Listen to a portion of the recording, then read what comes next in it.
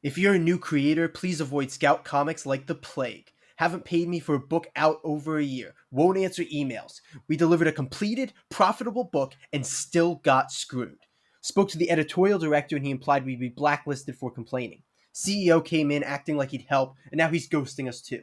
If it's like that at the top, you know why everything else sucks. I've tried for a year to work with these people, and it's clear they have no intention of working with us. Nothing resembling a partnership. I also got a single statement about book sales and not a single one since. Can't promote books, can't pay creators, but they've got a full whatnot schedule. My last email a month ago was, hey, can you just cancel our contract and we can move past the money you owe me? And they still didn't answer. That would have cost $0 for whatever that's worth. Originally, we were planning on covering this on a regular episode of the Script Heroes podcast. We quote tweeted the initial tweet with a request for Scout creators to share their experiences with us. We expected a couple of creators to reach out and help flesh out the story for the episode. But we were utterly surprised when we received a flood of messages almost immediately, and it was clear that this story demanded its own episode, so here we are. Scout Comics, Aspiring Innovators, or IP Farm. Let's start from the beginning. Scout Comics came onto the publishing scene in 2015 when they printed the popular webcomic Hench Girl by Kristen Gudsneck. The company grew exponentially in the years following, expanding their library with original creator-owned books like Assassin and Son, Ranger Stranger, It Eats What Feeds It, Eternus, Phantom Starkiller, The Recount, Mullet Cop, and, across their mainline and imprints, over 200 more titles. Their books span various genres, styles, and formats, and with their open submissions portal and willingness to take a chance on new creators, they seem like a great place to start getting published if you're trying to make a name for yourself in comics, especially if you were looking for Hollywood connections. Scout prides itself on multimedia experiences, according to their masthead, which makes sense when looking at the CEO and founder of the company, Brendan Deneen. Deneen has built a career in film and television development, and bringing Scout to life, he brought other comic creators with a similar background with him. Many of Scout's titles have been optioned for adaptation, and some have entered development, but as of making this video, none of those projects have gone to distribution, and many appear to have either expired or been cancelled. Despite this, Scout has made their mark on the comic book world. Their marketing and sales tactics are unique compared to other publishers, especially of their size, as they attempt to navigate the hurdles of the indie publishing space. After interviewing a number of creators who have worked with Scout and listening to so many more as they spoke out on Twitter, it has become apparent that when working with them, you're unfortunately trading one set of hurdles for another. Scout has become known for using innovative and unique marketing strategies in attempts to sell their comics. These ideas include subscription boxes, comic vending machines, alternative publishing schedules, and comic tags. But as we talked to creatives, we found that many were not fans of these programs. The belief across many that we talked to seemed to be that Scout's marketing initiatives and standard practices were in fact hurting profits instead of helping them. Numerous people expressed issues with Scout's nonstop program. If you're unfamiliar, this is an initiative to only print the first issue of a series, then jump immediately to publishing the trade paperback, without the rest of the series ever being printed as single issues. This has become quite common with many Scout comics. The idea seems to be that since first issues and trades tend to be the most profitable releases for comics, this would minimize risk and lead to greater profits for everyone involved. However, many talked about being opted into the program without their approval, and some had major issues with the delays experienced between the release of the first issue and the trade itself. One thing I've always been curious about was the trade paperback, because in my contract it says you get 5 to 6 issues of your miniseries, then you get your trade paperback. I never got a trade paperback, and like it was always listed, but it'd be canceled time and time and time again, and then I'd be like, "What's going on?" And then it's like, "Oh, like it was printed, but nobody got it," or like, "Oh, there's paper problems, so it's like we couldn't do this," or like there wasn't enough orders, so we like it was always changing as to why it couldn't come out, and I started to get annoyed because newer creators, or at least bigger creators, would come in or like pop in, and they'd immediately get it, and then you start to notice that some of the other people, they're not getting like their fulfillment, and it like I that upset me, and then it's also like, well, you can't just say that trade paperbacks are not a priority when you are giving them sporadically to who you so choose. They made this part of their non-stop program without asking me first, so issues 2 through 6 never get released. Instead, the graphic novel comes out sometime after issue 1. That means I lose 5 issues of royalties. Another one of Scout's initiatives is the Pressworks program. This program is Scout's attempt to replicate the original art market with printer plates used for printing the pages of the book. One creator we spoke to explained their issues with this program. Their Pressworks collection on their web store, once described by their higher-ups as raiding the trash, is literally framed CMYK print plates of pages of arts from select Scout titles. Cutting into the original art market that freelance illustrators make a third of their profits from. I literally saw someone buy a Presswork page of my original art for 3 times what they could have gotten the original ink on paper for. Fuck, if I only had a frame and some hack logo to slap on my originals. We followed up with a question about payment related to the printer plate sales. As far as the Pressworks were concerned, I did see residuals for them, as I did for any web store sales, but for a freelance sequential artist, a third of my income comes from original art sales. The original art market, while niche, is very profitable for an illustrator that still works traditionally, like I do. But dubbing the Pressworks collection as original printing plates just felt like strange optics when you're seeing essentially glamorized prints getting sold for nearly as much as the actual art would be listed. Some creators also had an issue with comic tags. Comic tags started as a program where a collectible card came with a link to a PDF of the comic. However, Scout eventually expanded this program to include NFT versions of these comic tags. Several we spoke to stated that these comic tag NFTs were being made out of their work without them being consulted, citing moral or creative reasons for not wanting NFTs made out of their work. I know the one thing a lot of people have contention with was their whole NFT program. And that is I think a personal issue. If you are anti-NFT, you should have the right to say, I don't want my art, my work to be part of that. And you were not even given the option. So it's no, you're full on part of this. And that's not in your contract. In response to creatives having issues with Scout initiatives, CEO of Scout Brendan Deneen told us the following. The variant covers and our out-of-the-box marketing initiatives have been done in the hopes to turn a profit on our titles, in which case everyone wins. The majority of creators we spoke to had some level of concern for delays on their books, with several creators expressing extra displeasure with this due to, in their experience, being required by Scout to have their entire books completed before they would even print issue 1. With these creators in particular having major upfront costs associated with completing their entire series, every delay was a major blow. They require 100% completion of your entire series, or near that, before they'll publish your number 1. So right now, all the delays are happening. They don't tell you if you have a delay.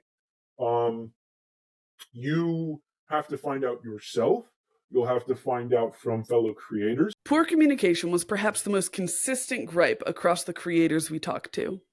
I emailed him around the time that I was asking for the third time if the trade would be resolicited as it was promised, and his Scout email bounced. Well, that's not good. So then I texted Andrea, who's our editorial director, asked him if Joshua was still there because his email bounced, and he said, as far as I know, and that was it. So then Facebook messaged Joshua to ask what's going on. He said, yep, I got the boot last week. So that was just how do you do that? And a bunch of people were still didn't know this. I told some people in the group chat, hey, look what happened. And Joshua said he wanted to send a message to all of us, and he was locked out, basically. So yeah, really bad. Andrea then said, I can help you out, if you want with your book, but this was now, weeks after it had happened. And what if I'd never asked? I know a big thing going on right now is the big dialogue about the lack of communication and the lack of clear answers or any problem solving whatsoever. From my personal experience, I fully agree with that. The people that you will talk to will just feed you the same lines over and over again. If you question it or receive new information, they become hostile, or they redirect you to someone higher up who will, it's like you're calling a call center and they are constantly feeding you to somebody else, and then you have to start over, and then you'll get like to somebody who's like, we'll see about that, and then it's like, okay, so this was all for nothing. This wasn't a universal experience, though it was close to one.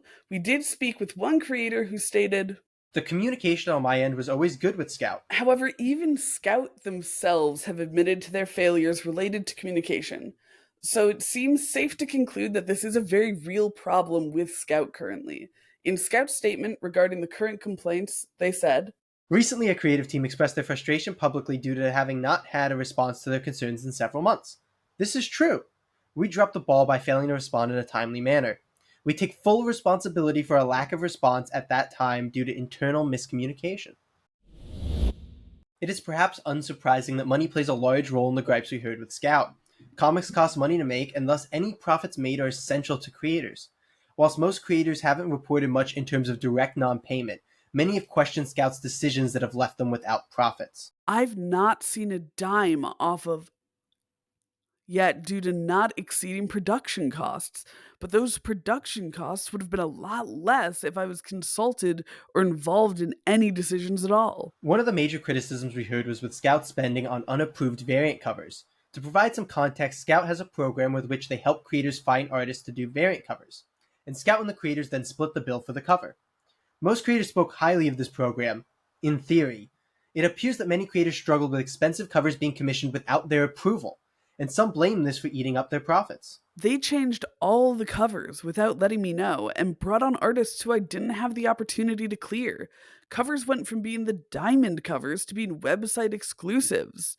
And covers have been pushed to second printing if they ever go that route.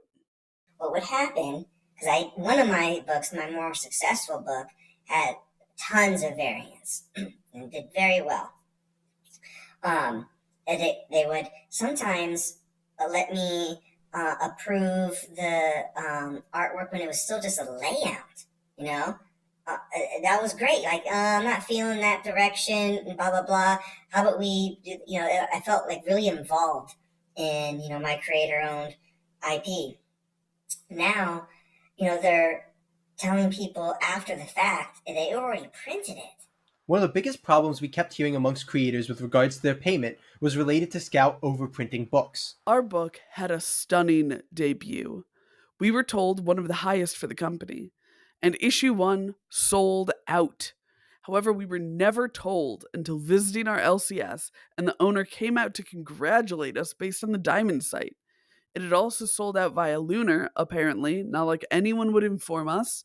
The decision came down roughly a month later to go to second print, printing costs that came out of our profits. And even worse, we heard from numerous creators that their payments were being delayed and Scout was not meeting their contractually scheduled payment dates. What's really happened to me the most is I've had to chase my payment throughout the years when a payment was due. And, the contract that I signed said, payment is due from the publisher 6 months after the book is released. So, being a reasonable person, I wouldn't ask to be paid until 6 months comes along. And every time that occurred, it would be something like, all right, I sent the email, a week has passed, now I'm going to send another one. And I'm not, sending it multiple times a day or not giving them a full business day. Usually a full week. When I do eventually get a response, there's usually an excuse or a delay.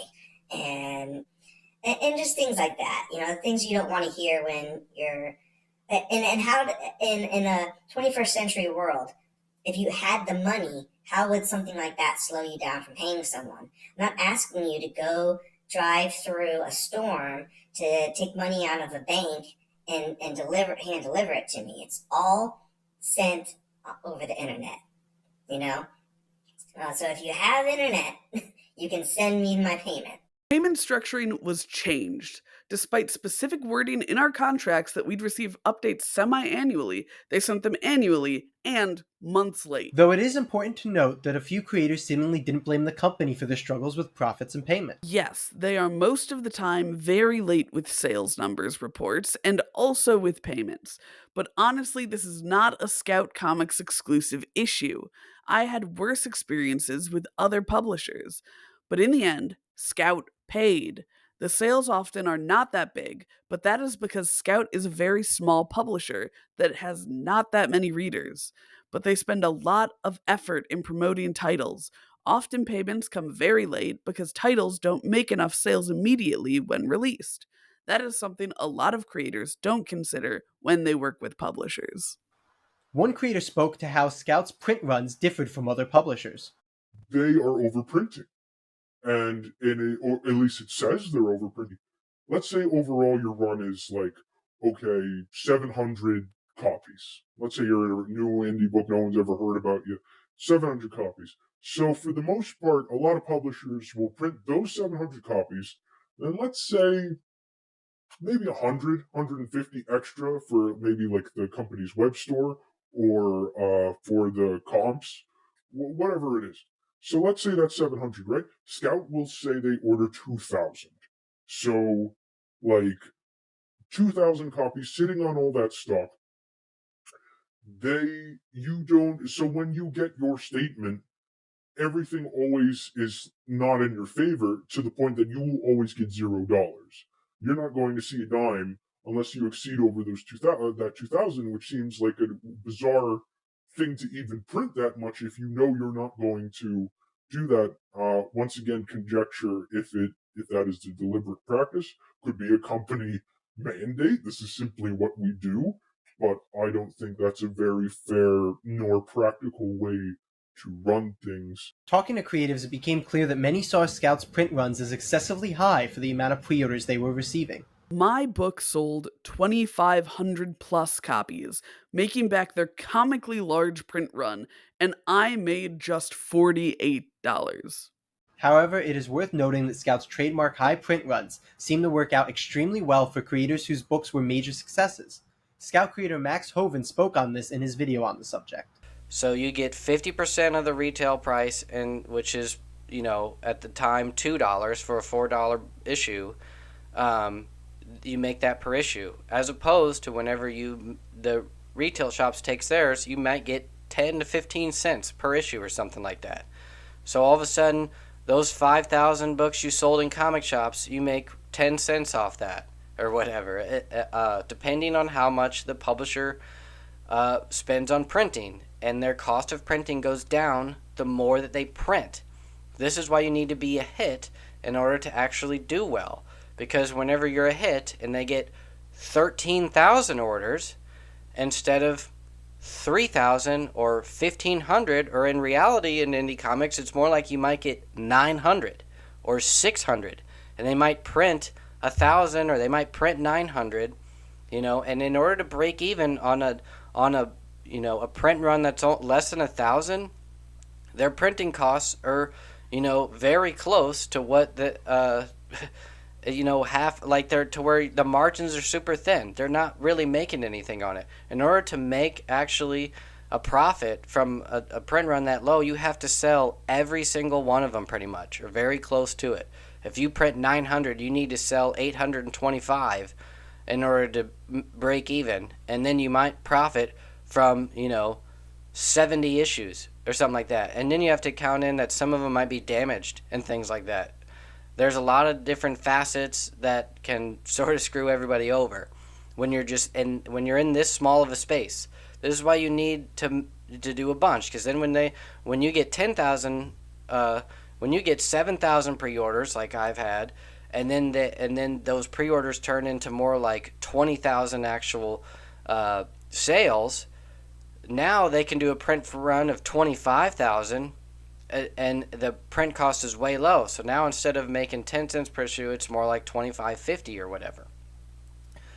It's just a rough general math, guys, just to explain how it is. But the whole point of this is it's very low. You're probably not going to break even on your first issue going through any small press publisher, not just Scout. He later provided us with additional context, stating, I will note that I've worked with multiple publishers and I was mainly just ranting and giving insight into how publishing and accounting work in this industry. So the numbers I give, including large print runs I've had or ballpark printing costs and creator cuts, aren't specific or exclusive to Scout. but with most creators' books not being so successful, this overprinting seems to have really hurt numerous creators. We were even told by one creator that they experienced Scout printing more copies of their comic at the end of every quarter whenever their book had a positive balance. They believe this was done specifically as to not have to pay out to the creative team. When talking to the writers, artists, and other talents who have worked with Scout, one pattern became very clear. They feel that Scout involves themselves at the worst times. And I was real. I had to every creative input should turn into like a debate as to, because he really wanted to meddle with the book, and I was like, nope, I'm gonna stick by it. And the note I got back was, this ending, it's too violent in this incredibly violent adventure book. It's too violent. And then I was very much like, I'm just gonna stick with what's here. And then it's like, oh well, it's up to you, but I don't know if it'll happen. We did disagree on the climax of that book. And I stuck to my guns. And they brought in that chief film media officer to try to sway me. But despite Scout's intervention on a creative level, many creators felt that they were left hanging when they actually needed Scout's help. They do zero marketing to the point where I've had to hire a PR team to do it for me, so that's even more money out of my pocket. When it comes to marketing, variant covers seem to be Scout's go-to move. Like we said when talking about the money, variants can be expensive to produce, but have a potentially massive payday. For creator-owned books, they can be the difference between meeting production costs and sitting in the red, which is likely why Scout has that generous policy regarding the creation of variants. They did, one of the things they talked about a bunch at the very beginning that I was so excited about was we'll, find artists to do covers for you. It's very collaborative. You can give us a list, and I did. And we'll split the cost. I was like, that's great. But for many of Scout's creators, the promise of collaboration is an empty one. Hearing from creators, often the covers that they provide, either as original art from the artists or pieces the writers commission, are ignored or in some cases improperly edited. And they edited their cover to make a second cover without consulting them or me. So there's a cover out there credited to them, but it's really just a recolored and filtered version of their cover. The cover was just super graphically violent, which I felt limited the audience. Also, it was one they commissioned, not one from the co-creator. It was a cool cover, but it shouldn't have been the main cover. And I'm like, oh cool, let me see what the cover is. And I see it, and it's a very sexualized version of the protagonist of my book.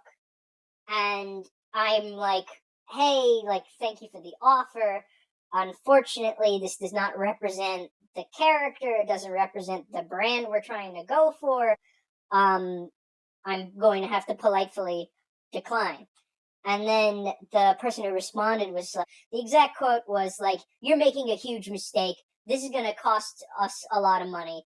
That's not cool. And then I'm like, well, I don't know what to tell you. It's a flat no. I'm not doing that.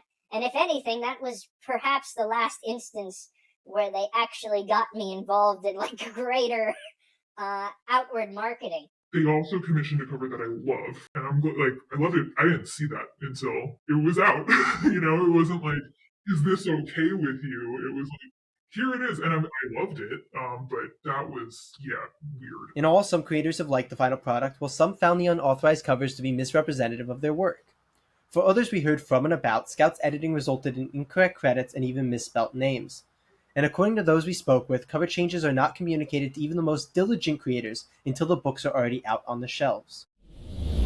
Release dates, as well as other important marketing information like final order cutoffs and the stores the books will be distributed to, are not communicated to creators either, which makes it pretty hard to sell a book. The communication around the issue number 1, the FOC date, being the day that I happened to walk into a comic book store and ask if they carried Scout books, then I was just mortified and crying on the bus. Just why wouldn't you tell somebody this? Personally, I've had to look at Diamond for every book's release date and FOC. For some of my friends with Scout books, I've gone as so far as to like keep up because I've seen people like, hey, my book's coming out today, and then I have to DM them being like, no, it's not. If the owners of the books can't find this information easily or even reliably, then how are readers supposed to? This is another nearly unilateral grievance from the creators we spoke to. Scout does very little to help promote the books they're meant to be working together to sell, and in fact leaves the burden of promoting solely on the shoulders of creators. And that's really suck, especially if it's a whole company who's like, the creators have to promote their own work. You have to do it. We're not going to market it. And then it's like, well, if we don't have the accurate information, how do we market our own books? How do we promote ourselves? How does anyone in this make a profit? And it's all very illogical. A lot of people could argue, well, indie comics, the economy, blah, blah, blah. But that's speculation. What I have for 100% fact and can be proven is they didn't market that book. I had to beg them to put out a press release, and it didn't come out until final order cutoff was just a few days away. And absolutely no marketing. Initial orders for comic stores were around 1,600. I think they don't worry about comic stores because it's much more profitable to sell at conventions and from their website. But we did hear from 2 creators about something called the Trailblazers program. And he was like, well, we have this really exciting thing that we're doing where creators, you could buy Scout books and table with them at a convention, and it's called the Trailblazers program. What's really disturbing and disappointing about that Trailblazer program that they have, or had, I don't know if it's still in effect, but that price that they're getting it at is lower than my own creator discount. They're getting the books cheaper than I would get my own book. Providing books to creators at cost is a common practice, allowing the creators to make money by selling the books at cons or through their own websites. But this program relied on selling other Scout creators' books as well. In theory, this could be a cool idea for cross-marketing, and even get Scout titles to conventions the publisher ordinarily couldn't reach, but it ended up a bit more nefarious sounding to some. In theory, you could be successful with that. You could definitely make some money back. You could have some fun. You're gonna have to put up some upfront capital to purchase these things, and you're doing that representing a company too. So take that in consideration. But it didn't appeal to me whatsoever. As a creator, it's hard enough to sell my own book, but to also be, pitching someone else's at the same time, it's counterproductive. And to me, that the kind of siren that went off in my head was like, that sounds like the pyramid scheme a little bit. And I get I understand indie comics are it's hard. I've tabled at conventions for my own stuff. It's tough. You're getting out there, and frankly, I wouldn't have minded if I was asked hey, we'll send you a bunch of comps of your books and other Scout books, send them back to us afterwards. Can you have them at your table? I would have happily done that. But the way it was presented to me was very much, you buy stock and then Avon products and then you go sell them. And that didn't sit right, especially coming at the end of all of this. It was not the time to ask. Conventions have limited space, and only so many books can be featured on a table. A timeline, however, should be a different story. You can scroll through their social media feeds on all their platforms. If you subscribe to their email newsletter, you can see that they never pushed anything out. Their platforms have more followers than I do. But I always tag the team and the publisher because that's an easy way to get, it's 2 clicks to share it out too. That's easy. You didn't have to develop and draft that post yourself. I tag you in it. All you have to do is share. But by not doing that, you made a choice to not help market the book. And that is a fact. They constantly promote the live streams on Whatnot, but my book received 0 promotion outside of its place in previews. So while the creators Scout brought on do their best to be their own press team, the company may have turned their sights elsewhere. Whatnot, the popular comic book auction website, seems to have taken the lion's share of the publisher's attention, with a back catalog of daily streams where they push both their own and other publishers' books. Many of these variant covers Scout encouraged their creators to make serve as the primary stock for Scout's Whatnot auctions. This does mean that the creators are getting royalties for the books when they do sell, but according to the creators we spoke to, the royalty split from Whatnot sales is not the retail 50-50, but rather 70-30 in Scout's favor. Those books are sitting in their warehouse collecting dust, and it's already out. The book's already out. Final issue is done. How do you sell $3,000 worth of single copies to break even now? What is the plan? How can you do that? One book at a time for on a $5 auction on Whatnot, and I get 30% of the profit. Not the slice out the cost of shipping it. Scout's 70%, and then my 30%. How are we ever going to break even? Then they should be concerned about that too, because they're not going to see any money until they sell enough copies too. So that to me is just ignorance. Prioritizing the streams over their creatives was a sticking point for Jared Lujan in his initial Twitter thread, and it also came up during our interviews with other creatives. That's the same thing with like the Whatnot streams. That's the one thing they're consistent and with at all. They don't miss one of those. And those are just like auction things where they sell exclusive covers and whatever. And you are like, people get emails to promote those. Of Lujan's original claims, the one that stands out as most concerning, if true, is the accusation of threats of blacklisting from higher-ups at Scout. This is a serious allegation which Scout has refuted in no uncertain terms. In our emails with the CEO of Scout, we were told, "We would never, ever blacklist anyone. I don't know who implied that, but it is not true." So here, we want to leave it to the creators to give you their accounts of events. First, the initial tweets. "Spoke to the editorial director and he implied we'd be blacklisted for complaining. CEO came in acting like he'd help and now he's ghosting us too. If it's like that at the top, you know why everything else sucks. I tweeted they should log on and promote their books and I immediately got an email asking for a call. I called and was told the higher-ups may see it and prevent us from coming back." And while not all creators felt it was to that extreme, one who we spoke to did feel that they may have experienced retaliation from Scout. I did and still do get a lot of radio silence, which I take as just as threatening as anything verbally said. It's almost like an admission of guilt by not responding to me. So I take that as the things I've done that they, by me not, I have a term, bleeding orange, because their logo is black and orange. If you don't bleed orange, you're not gonna get, the biggest slice of the pie. So, once I stopped being a good boy, I noticed emails being responded to less and less, and in that last book, it seems intentional that they didn't market it, which doesn't make sense. They paid to print that stuff. They need to make their money back first. If they're trying to hurt me, they have to hurt themselves first. And we did unfortunately hear a second account of threats of industry blacklisting. Eventually, I get fed up.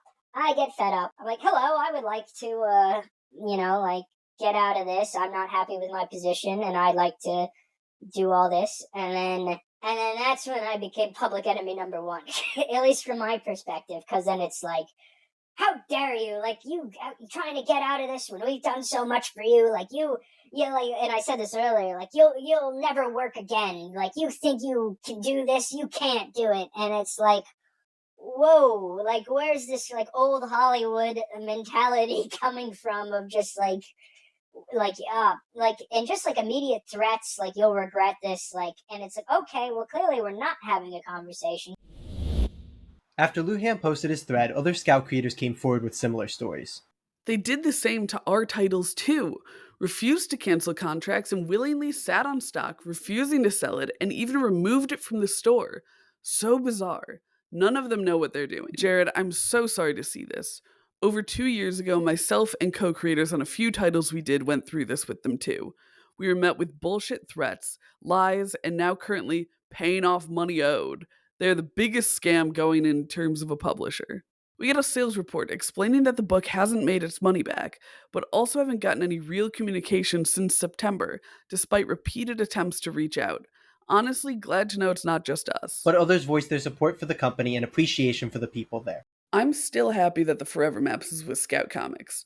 They said yes when a bunch of publishers didn't, and I wouldn't have been able to get it out to market at the same level on my own. Sending love to my excellent editor, Andrea Lorenzo Molinari, and Scout Comics. I'll never forget joining Scout for New York Comic Con in 2022. James Hayek, Richard, and Wayne's Comic Podcast all drove up from Florida after a hurricane ruined the HQ. Scout is a small but dedicated team who truly loves comics. However, responses from across the comic book community seem more one-sided. Some people are dropping Scout from their pull lists in protest, while others are sharing rumors that they had apparently heard about Scout over the years. The closest we could find to a supportive comment was far from definitive. Otherwise, the backlash has been quite evident.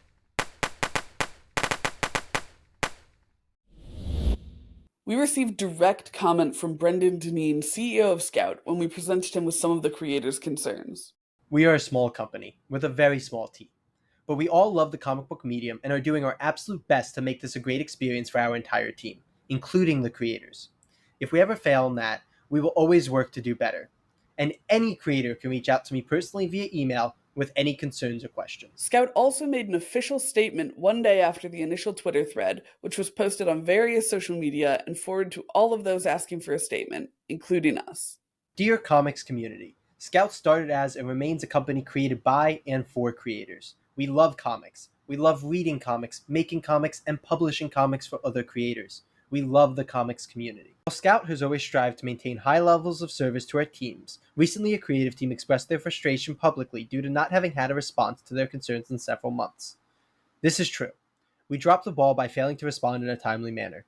We take full responsibility for a lack of response at that time due to an internal miscommunication. Regardless, we will continue to strive to do better and improve communication with all of our creators. Despite the complaints we've seen online, Scout has actually had very few creators reach out to us directly with concerns. We've actually had several creators reach out in support, which we appreciate. As with all businesses, there will be missteps. The most important thing is to learn. At this time, we are openly welcoming any creator with a title at Scout Comics to reach out to our COO, Lisa Miller, at lisa.miller@scoutcomics.com with any concerns they may have. All concerns will be listened to, and all inquiries will be responded to in a timely manner. As creators ourselves, we understand the issues that have been presented to us. Thank you for your patience and grace while we endeavor to learn from the feedback we are receiving. We would like to add here that while Scout claims very few creators reached out to complain, we have been told directly by numerous creators that they did actually reach out with complaints. This announcement was met with several quote tweets from creators expressing that they have inquired to terminate their contracts with Scout. The originator of the first thread on Scout, Jared Lujan, also responded. How is it an internal miscommunication when your CEO, COO, publisher, and president were all in the same email chain across 6 months? I respect that Scout is taking responsibility, despite not apologizing for how disrespectful and unprofessional they've been to us, or how often they ignored our emails, or how we are on contact number 6 now in the course of 1 year. But I don't need to be pissed on and told it's rain. Out of respect for Lisa and our negotiations, I will not delve further into this statement and how much I detest it. But anyone who thinks I can't prove every word I've said is wrong. Thank you for sticking with us through this video. Joseph and I believe strongly in supporting creators in the comics community. We hope we succeeded in covering this issue fairly and accurately with the information provided by the affected creators and Scout Comics themselves. And thank you to those who share their experiences with us. If any information comes to light that discredits, recontextualizes, or otherwise changes what we have found in our investigation, the pinned comment below will be updated to give that information to you.